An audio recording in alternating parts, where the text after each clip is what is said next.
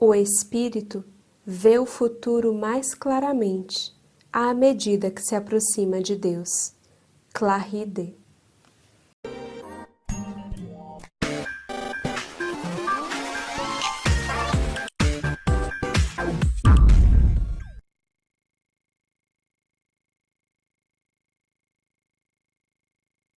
Imaginem vocês a possibilidade de se comunicar com frequência com um ser amado, um ser familiar já desencarnado. Uma jovem de aproximadamente 13 anos, desencarnada em 1850, era evocada com frequência pela sua família e conseguia se comunicar, inclusive comunicações de teor muito interessante, através do seu irmão, que era médium. O nosso estudo de hoje é exatamente uma dessas comunicações e tem o título Conversas de Além-Túmulo, Senhorita Claride, Evocação. Essa comunicação especificamente aconteceu em 1857, em janeiro, 7 anos após a desencarnação da jovem. Mas Kardec nos diz que, na verdade, essa foi uma das comunicações. Várias outras comunicações eram obtidas com frequência no ambiente familiar daquela jovem. A primeira pergunta e resposta já dá margem para grandes reflexões. É perguntado o seguinte: tendes uma lembrança precisa de vossa existência corporal? E ela responde: o espírito vê o presente, o passado e um pouco do futuro conforme sua perfeição e sua proximidade de Deus. Eu vou repetir para que fique mais claro. O espírito vê o presente, o passado e um pouco do futuro conforme a sua perfeição e proximidade de Deus. Assim que eu li essa resposta, a primeira frase que veio à minha mente foi: bem-aventurados os puros de coração, porque verão a Deus. Uma das bem-aventuranças de Jesus. Nós sabemos, com a doutrina espírita, que o nosso processo de evolução é também um processo de purificação da nossa alma. À medida que nós vamos desenvolvendo as nossas duas asas evolutivas, os aspectos intelectuais e os aspectos morais que devem caminhar juntos e em equilíbrio para que possamos alçar voos mais altos, vamos também purificando os nossos sentimentos, purificando as nossas emoções, por assim dizer, purificando o nosso coração. Tal qual um diamante bruto, vamos sendo lapidados através das encarnações, vamos nos desenvolvendo para que a nossa luz, a luz já existente em nós, possa brilhar. Então, ao longo das encarnações, a nossa consciência, que já está em germe desde o início da nossa criação, onde são contidas as leis de Deus, a nossa consciência vai despertando.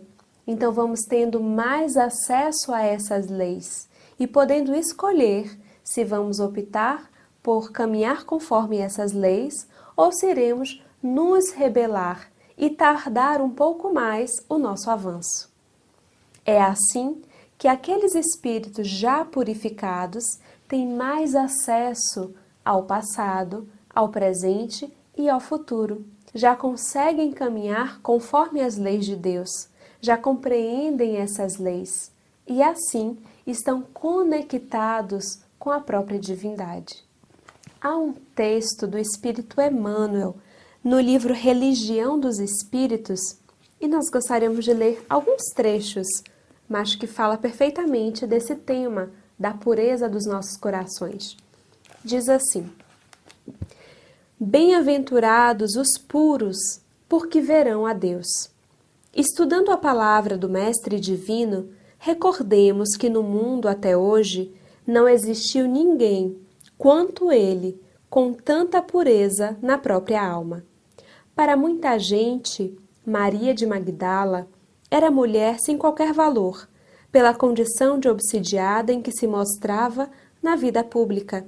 No entanto, ele via Deus naquele coração feminino, ralado de sofrimento, e converteu-a em mensageira da celeste ressurreição.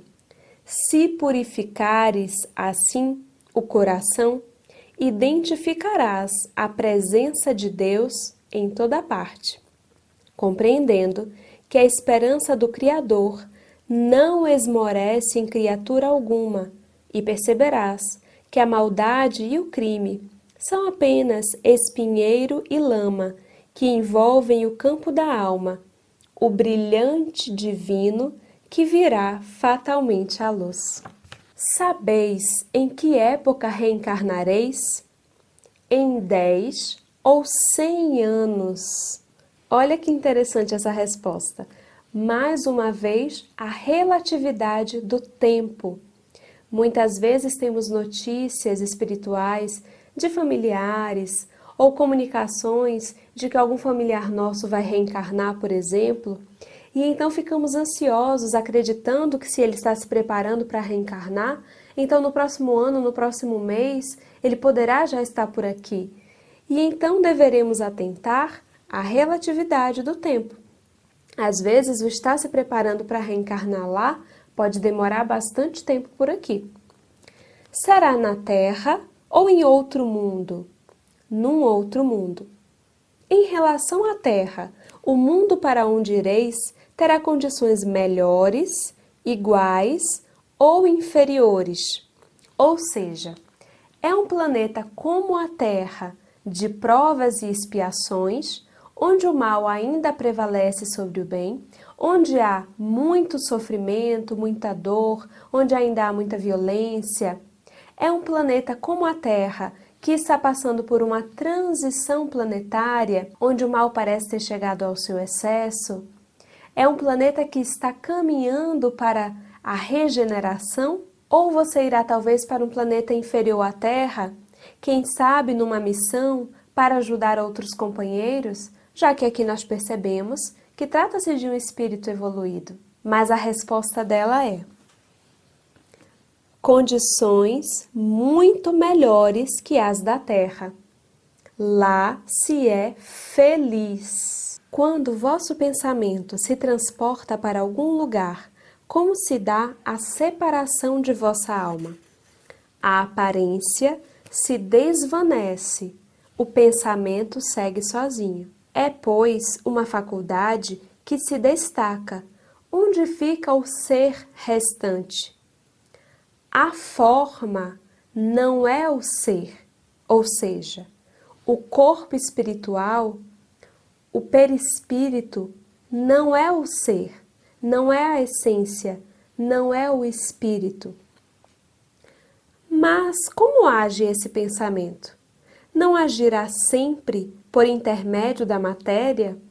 Ou seja, o pensamento, a ideia, não precisa da matéria para agir? Não. Quando a vossa faculdade de pensar se destaca, não agis então por intermédio da matéria? A sombra se dissipa, a aparência etérea se dissipa. Reproduz-se então onde o pensamento a guia. É o pensamento que guia. É o ser espiritual, a essência, o espírito. Nós somos o espírito. Nós temos um corpo material, nós temos um corpo espiritual, mas nós somos o espírito. Visto que só tinhas 13 anos quando morrestes, como se explica que podeis nos dar, sobre perguntas tão abstratas, respostas que estão fora do alcance de uma criança de vossa idade? Minha alma é tão antiga. Podeis citar-nos, entre vossas existências anteriores, uma das que mais elevaram os vossos conhecimentos? Estive no corpo de um homem, que tornei virtuoso. Após sua morte, estive no corpo de uma menina, cujo semblante retratava a própria alma. Deus me recompensa. A nós, poderia ser concedido vos ver aqui, tal qual estáis atualmente? A vós poderia. Que condições deveríamos satisfazer para isso?